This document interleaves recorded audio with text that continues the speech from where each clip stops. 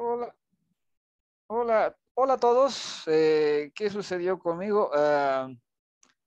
Bueno, yo vengo arrastrando problemas de computadora desde hace un tiempo atrás. Más o menos ya va todo marchando bien, pero entre otras cosas, no tengo Word. Por si acaso estoy probando algo que se llama LibreOffice. Me agrada porque la anterior versión que yo tenía, ya saben, no contaba absolutamente con todos los permisos. Está sucediendo muchas cosas, muchas cosas, y me temo que he estado bastante desordenado para abordar varios de los temas. Un aspecto importante es que yo hice todo un video sobre la inocencia china y sobre el respecto del coronavirus, ¿no? Si era artificial o si era natural. Me temo que en este momento ya la prensa, ¿no? Lo que se llama la corriente principal de información está completamente en contra de la naturalidad del coronavirus. En otras palabras, el coronavirus ha salido accidentalmente de un laboratorio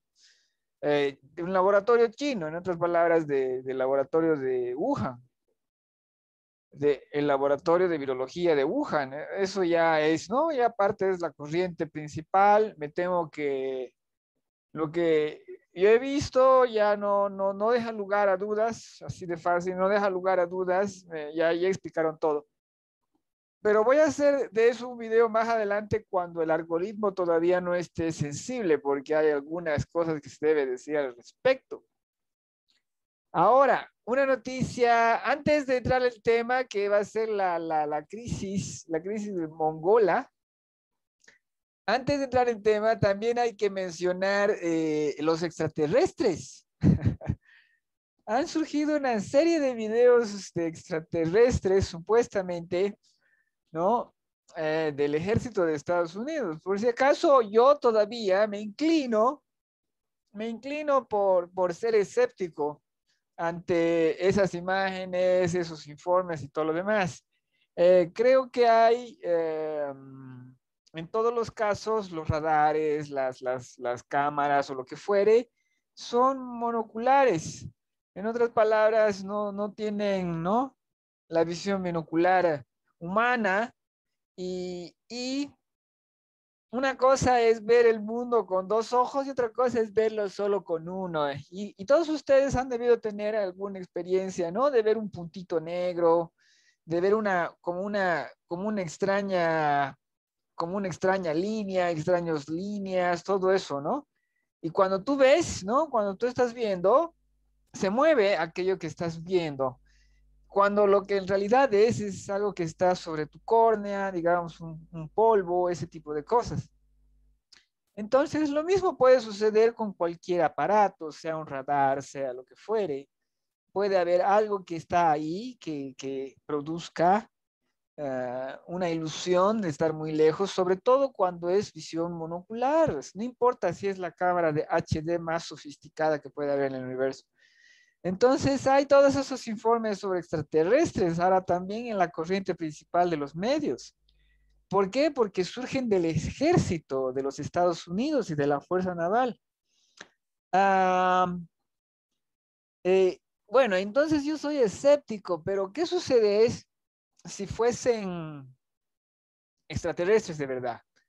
Si fuesen extraterrestres de verdad, lo que se ve es una tecnología tan incomparablemente superior que yo creo que nosotros estamos, comparados con ese nivel, digamos, o sea, estimado, nosotros estamos ni en la edad de piedra. O sea, nosotros hace 50.000, 150.000 años. Esa es la diferencia tecnológica que hay. Entonces, digamos, ¿cómo reaccionaría una persona, lo que llamamos una persona de las cavernas, a un tanque moderno? Esa es la diferencia que existe entre nosotros, tecnológicamente hablando. Socialmente, peor todavía, ¿no? Peor todavía, porque la cultura es muchísimo más dúctil. Entonces ya podemos asegurar que no tienen malas intenciones, porque si las tuviesen, Ok, gente, entonces esos temas han estado ahí dando vueltas dentro de lo que es así las últimas novedades. No voy a abordar el tema de los extraterrestres porque mi opción, mi opinión, mi postura no cambia.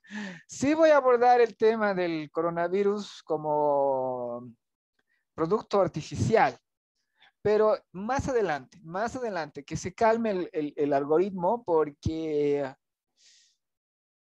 hay que decir varias cosas al respecto, ¿no? Cambia mucho la perspectiva.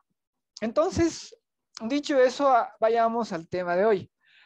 El tema de hoy es la crisis mongola. La crisis mongola. ¿Por qué? ¿De qué estamos hablando? Estamos hablando de Gengis Khan, literalmente, que unifica como Temujin. Por si acaso, su nombre era Temujin, ya saben. Temujin como líder mongol, venido a menos, tropezado, golpeado, pero que gracias a sus parientes, a un pariente que tenía, logra rearmar su tribu, digamos, poco a poco, y luego unifica una tribu más, y luego otra tribu más, y luego finalmente se enfrenta con su pariente, pues, porque era el más fuerte, y entonces unifica a los mongoles, ¿no? Y los mongoles lo que era eh, una cultura, podríamos decir, pastora, una cultura pastora de caballos, ¿no? Con mucho caballo, con mucha montura, ese tipo de cultura. Entonces, una cultura de, por si acaso, yogurt, una cultura de queso, una cultura de carne, ¿no? Sobre todo supongo que por eso las era venado, ese tipo de animales. Entonces, es una cultura muy móvil. Y lo que hoy en día es Mongolia, y por si acaso toda esa zona tiene que ser Mongolia, porque hoy en día una cosa es el país que es Mongolia y otra cosa es los territorios que históricamente, antes de que agarremos y las dividamos en un mapa, habrían sido mongolas, ¿no? O sea, territorios mongoles, espacios mongoles, ¿no? Provincias mongolas. Eh, entonces, otra cosa es eso, y si tú agarras esas distancias y lo pones en tamaño, Mongolia de hoy en día tiene más de 2 millones de kilómetros cuadrados. Entonces tú tienes, ¿no? Una cultura de pastoreo que se mueve, que se choca con otras culturas de pastoreo, y por lo tanto hay mucha posibilidad de conflicto si no se respetan las reglas y mucha posibilidad de hermandad si nos ponemos de acuerdo en que viene bien respetar las reglas. Pero también hay un territorio inmenso. Entonces, cuando Genghis Khan eh, une a las tribus mongolas, el espacio que une política, militarmente, socialmente, es descomunal. Es descomunal. ¿Cuántos? En otras palabras, se unifican los territorios mongoles y no tienen que conquistar nada y debe ser unos 4 millones de kilómetros cuadrados. Así de fácil, o sea, así. En otras palabras, nos hemos unificado con la tribu que está allá, la tribu que está allá, la tribu que está allá, la tribu que está allá y tenemos 4 millones de kilómetros cuadrados. Si es que no es más porque hacia el sur todo lo que es no es Medio Oriente, sino el Oriente Central, todo lo que es Kazajstán, ¿no? Que sabemos que habla una lengua mongoloide, pero digamos, estaba dividido en esos tiempos, no estaba dividido.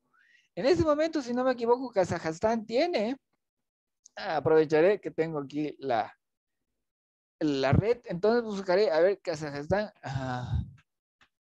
¿cuánto tiene? Si no me equivoco, tiene unos 2 millones, ¿sí? A ver. Ya, a ver, aquí dice cuántos millones de kilómetros cuadrados. Bueno, hay que hacer clic para averiguar, porque Google no te lo quiere decir. Sí, tiene prácticamente 3 millones de kilómetros cuadrados, ¿no? Entonces, 2 millones 700 mil. 2 millones 700 mil. Y por si acaso, Kazajstán está acá y Mongolia está acá. Entonces, si tú agarras Por si acaso, vayamos al mapa para que digamos lo que estamos hablando no sea tan abstracto. Esperen un segundito, enseguida lo voy a poner. Voy a ir a Mongolia. Entonces, Mongolia. Ya. Entonces, vamos a ver ahora el mapa. Dame un segundo que se ponga en el lugar. Ya. Entonces, vamos al mapa y vayamos a de lo que estamos hablando. Entonces, esto es Mongolia, ¿no? Norte de China. Pueden ver norte de China. Aquí está China. Aquí está Corea, Corea del Sur. Aquí está Japón. Entonces, aquí está Mongolia, ¿no? Entonces, cuando yo hablo de la unificación en tiempos de Genghis Khan, me refiero a cuánto de este espacio al norte, por ejemplo, que ahora es Rusia, vendría a ser todavía Mongolia, ¿no? Para ellos. Entonces, digamos, todo este pedazo acá de lo que es Manchuria, todas estas provincias, ¿no? Todas estas provincias, y habría que ver si tal vez, como nadie quiere irse al océano más frío, entonces digamos que los mongoles apuntaban hacia abajo, pero entonces si apuntan hacia abajo, entonces puede ser todos estos espacios mongoles también. Y aquí un pedacito de Kazajstán. Más allá, no aguanta la unidad lingüística, por si acaso. No, no, cuando el lenguaje es sumamente flexible y tú y yo podemos ser primos en el lenguaje, pero si hace diferencia, entonces ya somos portugueses y castellanos, digamos. Entonces, si vamos a ser castellanos y portugueses, eh, no nos vamos a unificar tan fácilmente. Por ejemplo, lo mismo pasa con Cataluña. Hoy en día hay problemas, ¿no? De ese tipo solamente por cuestiones de lenguaje. El lenguaje es una patria. Y sobre todo en una patria inmensa en la que, digamos, tú tienes la vasta estepa, ahí es más patria todavía, porque ¿qué si no va a ser tu patria, digamos? El arroyito, el pedacito de desierto, la piedrita, no hay. Entonces, digamos, la unidad mongola, ¿de cuántos millones de kilómetros habría sido? Preguntémonos para lo siguiente. Los mongoles se unifican y comienzan a conquistar, pues, comienzan a conquistar y comienzan a conquistar a diestra y siniestra. Uh, el territorio que conquistan, aquí lo podemos ver en Wikipedia, bueno, lo pueden ver en Wikipedia, para no robar más, es millones y millones de kilómetros cuadrados. Entonces va, bueno, lo que pasa es que hay varias fases, pero entonces veamos siquiera alguna de las fases. Entonces, Mongolia está unificada, digamos que todo este corazón, más, ¿no? Digamos, con algunas protuberancias hacia el norte. Y los mongoles, cuando entran en plan de guerra, conquistan hacia abajo, conquistan parte de China, no toda China, estamos hablando de Genghis Khan, sino parte, entonces, digamos, tienes todo este pedazote. Antes de venir aquí abajo, este es el Tíbet es demasiado alto, es una barrera natural, muy natural, es prácticamente impenetrable. Aquí también hay este desierto, aquí hay desiertos, por si acaso. Pero entonces, digamos, conquistan todo lo que es Kazajstán, Uzbekistán, Kirguistán, Tayikistán. Aquí se meten sin ningún problema y se meten, habría que ver hasta qué parte. Podríamos ver, si me dan un tiempito, a ver lo que conquista a Genghis Khan. A ver, conquistas de Genghis Khan. Ya. Genghis Khan. Genghis Khan Conquest. Mm, no hay Genghis Khan. Cuentas. Mongol Conquest de fuera. Ya, Genghis Khan. Entonces aquí vamos a ver un mapa. Un mapa. ¿Y por qué estamos hablando de esto? Porque estamos hablando de esto porque el territorio mongol tan extremadamente grande, desplazado, eh, obliga a un invento. Obliga a un invento y son los primeros que lo inventan. en el año 1200 y pico. Aquí está, aquí está. Mira, entonces aquí está lo de Genghis Khan. Vamos a ver este mapita. No, tenemos que meternos directo. Sí, aquí está. Entonces, esto en rojo está los movimientos de Genghis Khan y sus generales, ¿no? Entonces pueden ver de que es sobre todo este pedacito por acá, ¿no? El norte de China, evitando siempre el Tíbet, prácticamente todo el centro, ¿no? Todo el Asia Central, todo el Asia Central. Vayamos a este mapa. Entonces, todo el Asia Central, todo aquí, Kazajistán, Kirguistán, Tayikistán, Uzbekistán, todos estos están dentro del imperio, ¿no? Por si acaso aquí vemos de que hay un movimiento de generales, pero no hay conquista, ¿no? Esto todavía, aquí dice los límites del imperio están en rosado. Entonces probablemente esto es, no visitas, pero sí digamos, no ocupaciones, ya. Entonces, este territorio, ¿cuánto tiene? ¿Cuánto tiene si tú tienes aquí a ver, aquí es una parte habitada. Entonces, medir la distancia, más o menos aquí al centro, tiene 3.200 kilómetros cuadrados. Y hay algo que se debe hacer hincapié. 3.200 kilómetros cuadrados sobre un territorio terrestre. Terrestre.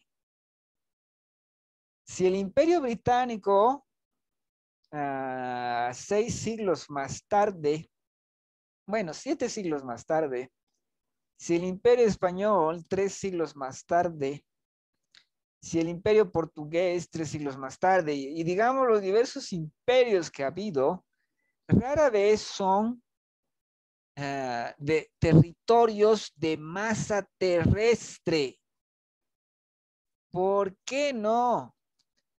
Fíjense al otro lado, el Imperio Romano, el imperio más grande que ha existido. ¿Por qué? Porque el mongol es más grande, sí, es más grande, pero desiertos, montañas, ah, tundra, en otras palabras, sitios a los que tú dices, he conquistado esto.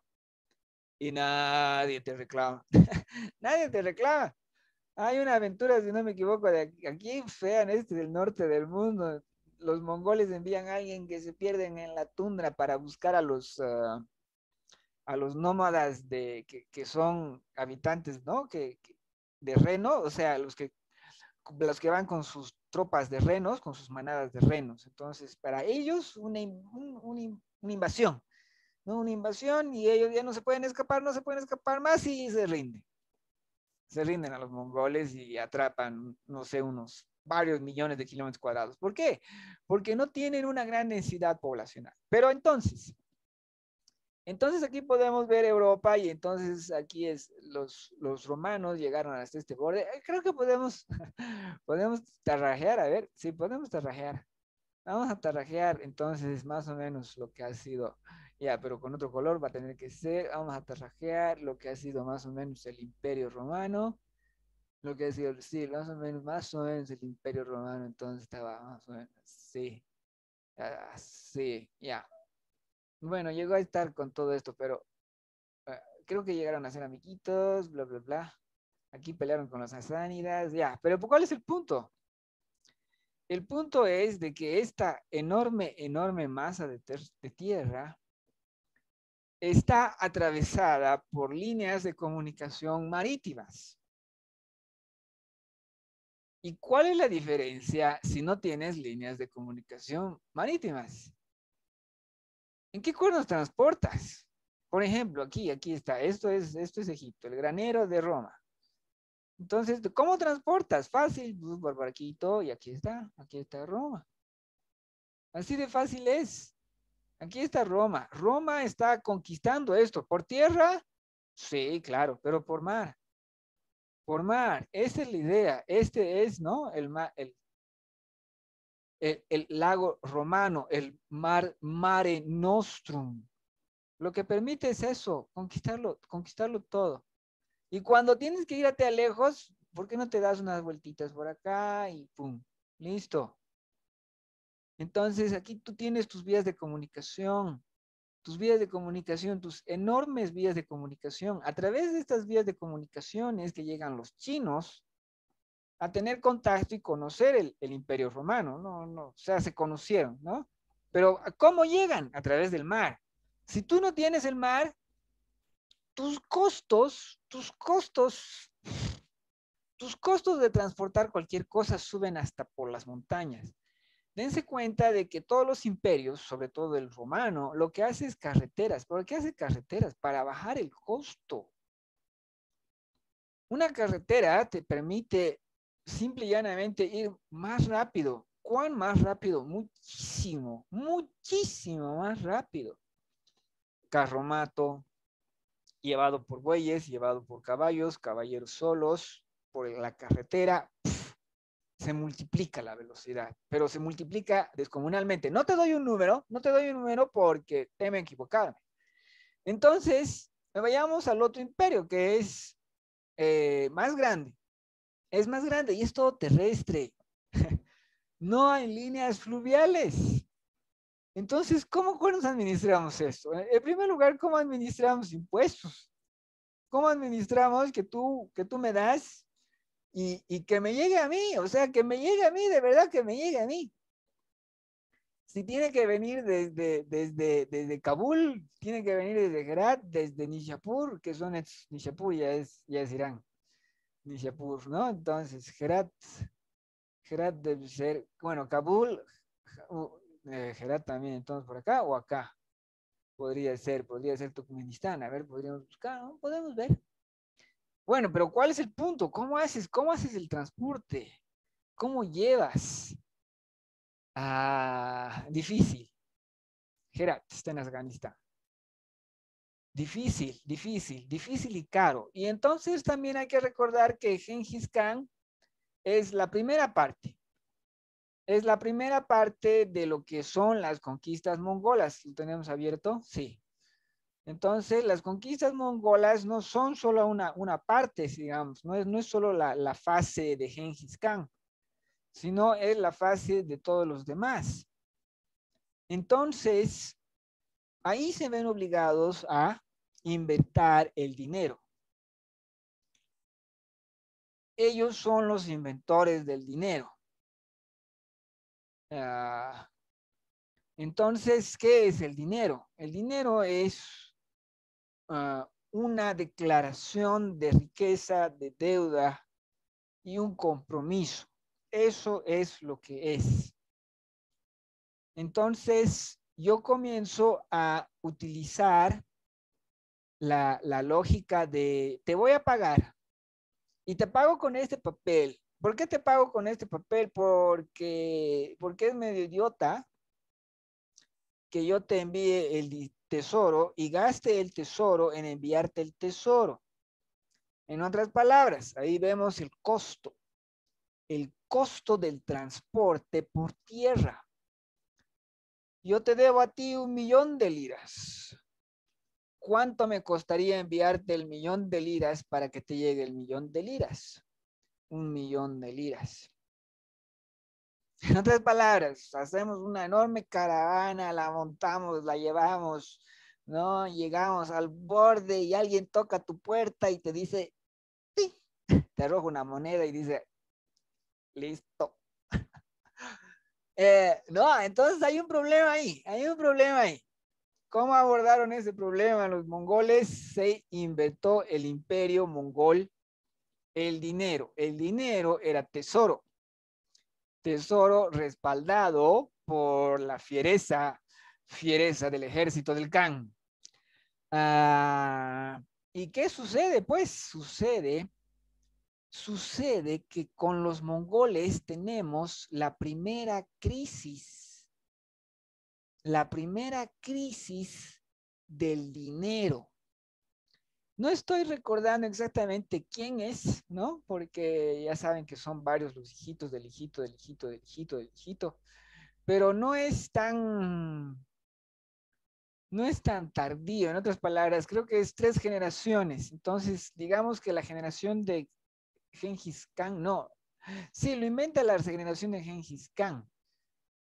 Bueno, entonces, digamos, aguantaría 2 generaciones y hay una crisis, ¿no? Una gran crisis. Y habría que ver ahí si la crisis del dinero es tan importante como la crisis social. Porque ¿cuál es la crisis social? ¿Quién es el Khan? El Khan es ser Khan es divertido, ¿no? Ser divertido, digo, ser rey es divertido. ¿Quién no quiere ser rey? Bueno, ninguna persona responsable quiere ser rey porque es responsabilidad. Pero en esos tiempos esa noción no existía. En otras palabras, son gente corrupta, se podría decir, sin mejores ideas que la de ser el capo, el jefe. Entonces entonces el jefe era importante. Entonces, ¿quién no quiere ser importante? Todos quieren ser importantes y la única manera es, en algunos casos, desafiar al jefe. Entonces, el imperio de los mongoles dura muy poco, por si acaso ya cuando tiene que ser Kubilai Khan, que es nieto de Gengis Khan. Si no me equivoco, Kubilai Khan conoció a Gengis. En otras palabras, en años no hay una gran diferencia entre uno y otro. En otras palabras, a ver, Gengis Khan muere en 1227 y ¿cuándo va a colapsar el imperio? ¿Estamos en Gengis Khan o estamos en el imperio? Ya, ¿cuándo va a colapsar? A ver, ve, aquí estamos en 1241, 1251, eso es poquísimo. Ya tiene, ya, entonces ya, Monkey Khan. Con Monkey Khan, el imperio llega a su máxima extensión como una unidad, ¿no? Como una unidad. De verdad todavía era una unidad, ¿por qué? Porque, digamos, había reuniones, pero esto es 1259, 1259. Entonces, ya cuando muere Monkey Khan, 1259, entonces ya comienza aquí ves, ¿no? Disunity, ¿no? Entonces las disputas por la sucesión, ya, ¿no? Y a Kubilai Khan, que va y conquista China como mongol, ¿no? Hace la dinastía Yuan, pero ya tiene a otros rivales. En otras palabras, el imperio ya está completamente dividido, ¿no? Con cierto grupo mongol, con Kubilai Khan, y al otro lado hay otro grupo mongol, y al otro lado más allá otro grupo mongol, ¿no? Entonces, esto es poquísimo tiempo, porque de la muerte a ver, de la muerte de Gengis Khan, 1227 a 1259, poquísimo tiempo. ¿No? Es por eso que el Imperio Romano se debería recordar no solamente por sus legionarios romanos, sino por la ley romana. La ley romana es lo que otorga al imperio su verdadera fuerza. Ya. Ok, entonces va a haber una crisis. Va a haber una crisis en el Imperio Mongol. Entonces, probablemente entre Monkey Khan y el anterior, que no es, a ver, con Monkey Khan, ya, Guyuk. Entonces, esos periodos ha debido ser, ¿no? Guyuk. Habría que ver. Entonces, ¿qué es lo que sucede? Bueno, lo que sucede es que como yo tengo todos mis compromisos de deudas con papel, alguien se acostumbra a ponerle papel para todo, ¿no? Y entonces eso acaba arruinando la economía y arruinando el papel, por si acaso. Por si acaso, ahí pueden ver de que no tenemos una sinonimia entre crisis económica y colapso económico mongol, por si acaso. Eso quiere decir que si bien hay problemas con el dinerito, es secundario a otros problemas. Los otros problemas son más importantes. Y vean que en este momento, en el siglo XXI, hemos tenido varias crisis económicas, monetarias, que no se han traducido en las destrucciones nacionales, por más que sí se traducen en una destrucción de lo que es el dinero. Vean lo que sucede en Venezuela, pero también pregúntense cómo es que sobrevive. Y entonces alguien debe decir, alguien dice, no, pero entonces sobreviven de vender esto, mientras tengan eso, van a sobrevivir en la proporción en que eso tenga un precio externo. Correcto.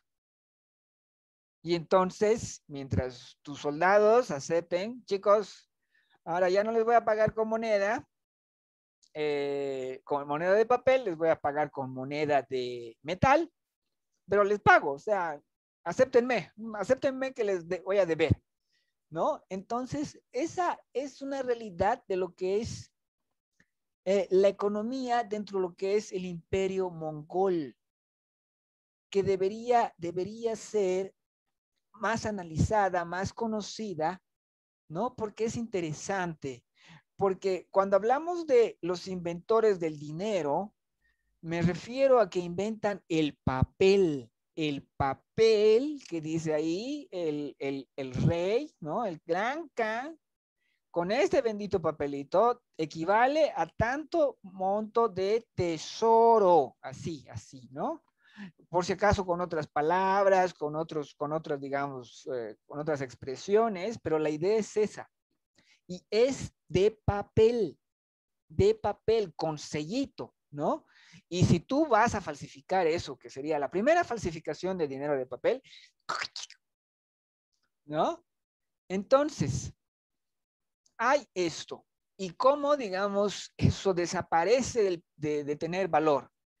Y no importa tanto, porque, por ejemplo, Kublai Khan en China lo que va a hacer es imponer ese tipo de intercambio otra vez. En otras palabras, Monkey Khan no te pagó, pero yo soy Kublai Khan y yo sí te voy a pagar y no te pago lo mismo. Y entonces es el papel muy particular, de muy buena calidad, ¿no? Con un color particular, con un sello y todo lo demás. Pero ¿cuál es el punto? El punto sigue siendo que es tesoro, tesoro, pero de papel. Las monedas acuñadas, probablemente las inventan los griegos, pero o sea, estamos hablando de entre el año 1200, la inventan los griegos en el, no sé, 800 años antes de Cristo, ¿no? Habría que ver, ¿no? Entonces, digamos, no es la moneda de metal, sino el papelito, literalmente el papelito. Por si acaso, entonces, a ver, ¿dónde tenemos aquí algún datito sobre la crisis mongola? No hay. Bueno, no lo estoy viendo así rápidamente, ¿no? Entonces no lo voy a buscar en este momento, lo pueden buscar ustedes, vean qué es lo que hay. Es interesante, habría que ver cuáles son las consecuencias. No son cruciales, a pesar de la fuerza de lo que es la inflación, la brutal inflación provocada por la irresponsabilidad de las autoridades mongolas que imprimen más dinero por encima de lo que puede pagar el tesoro. Y vean lo rápido que se recuperan en el caso de Kublai Khan y todos los otros Khan que hay por ahí. Por si acaso, el dinero en sí, metálico o en moneda, en metálico o en papel, ¿cuánto valor tienen? Es sumamente relativo, y ahí viene el análisis de la Universidad de Salamanca, entonces el análisis salmantino de la devaluación del oro y la devaluación de la plata, que viene en grandes cantidades de América, sobre todo la plata, ¿no? Que sale del Cerro Rico. Entonces tú tienes ahí el surgimiento de dinero, pero ¿qué sucede? Sacas harto dinero, pero ese dinero tiene menos valor, por más que sea metálico, por más que sea metálico. Entonces, les doy estos dos datos, Entonces, uno, la crisis mongola, el otro, la crisis metálica que es analizada por la Universidad de Salamanca. Estamos hablando de probablemente el 1700, 1600, de esos años, ¿no? Eh, y ¿por qué es importante ver esto ahora? Porque son procesos bastante complejos porque es una variable dentro de lo que es una diversidad de variables. Lo digo también porque watashi wa nihongo no gakuse desu. Lo digo porque yo soy estudiante de japonés y la razón por la cual soy estudiante de japonés es porque la única esperanza económica en el año 2012 era Japón, la economía japonesa, porque todas las demás economías del mundo estaban abismalmente mal. El 2013, y a mí me entra una desesperación por eso, el 2013 viene Haruhiko Kuroda, si no me equivoco, como presidente del Banco Central de Japón, con una política económica que es, en el fondo del fondo es política monetaria moderna, ¿no? Obviamente es una intervención keynesiana dentro de la economía que busca mover la economía. En otras palabras, metemos dinero para hacer dinero. Y bueno, a mí me entra una desesperación y digo, puta Dios mío, no hay nadie en Japón que entienda este problema. Por si acaso estoy seguro que sí, también lastimosamente estoy seguro que no. En otras palabras, que hay una regla. Hay una regla de que hay dominio completamente keynesiano de la economía y las voces que son muy, muy pocas no tienen voz, ¿no? Prácticamente en Japón, por más que, bueno, larga historia en sí misma. Y entonces la razón por la cual yo estudio japonés es por una desesperación psicológica de querer hacer algo. Porque el monto que introdujo Haruhiko Kuroda a la economía japonesa era monstruoso. ¿Y dónde está la inflación? Estamos hablando de un proceso del 2013, 2014. ¿Dónde está la inflación en Japón? ¿Dónde está la desaparición del yen? ¿No? Entonces, ¿qué sucede? Por si acaso es el proceso re complejo de lo que es la destrucción de poder adquisitivo dentro de cierto nivel para otorgar poder adquisitivo a otro nivel. Entonces, ese es el proceso que estamos viendo ahora, que es muy complejo, gente, es muy complejo. Ya, y entonces esto también viene a colación porque en este momento Estados Unidos está queriendo introducir dentro de su economía los planes de Biden, ¿no? O sea, son millones de billones de millones de trillones de trillones de trillones de trillones. O sea, están, el año pasado tenían 2 billones de déficit, gente. Lo que en inglés es trillions. 2 billones. 2 billones. O sea, ¿qué está pasando con el mundo? Está zafado. Pero también está esa realidad subyacente a lo que es la realidad del dinero, ¿no? Eso yo hago. ¿Me vas a pagar? Y otro dice, ya, te pago. Ay, pero no vale nada. Entonces dice, ya, ya, ya, pero hazlo, porque la próxima sí te pago. Por si acaso, estos planes de Biden son completamente irrelevantes. El problema es, ya saben, estructural. No hay cómo cambiarlo. Si quisieran hacer los estadounidenses lo que hicieron los japoneses a mediados de la década pasada, tendrían que introducir más o menos unos 6 billones en su economía. Más, 7 billones. Cuando el gobierno de los Estados Unidos tenga unos planes de déficits de unos 7 billones, o siquiera la mitad, 4 o 5 billones, no 3, bueno, 3 y medio, 3,5 billones, ¿no? En otras palabras, que al déficit del año pasado le aumenten 1 billón más, ¿de qué va a servir? De nada. ¿Qué problema va a causar?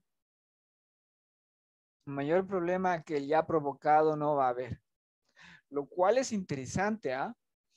Por si acaso, el dinero, la moneda de Estados Unidos está muerta por la estructura subyacente de la economía estadounidense, no por el monto de dinero que están imprimiendo.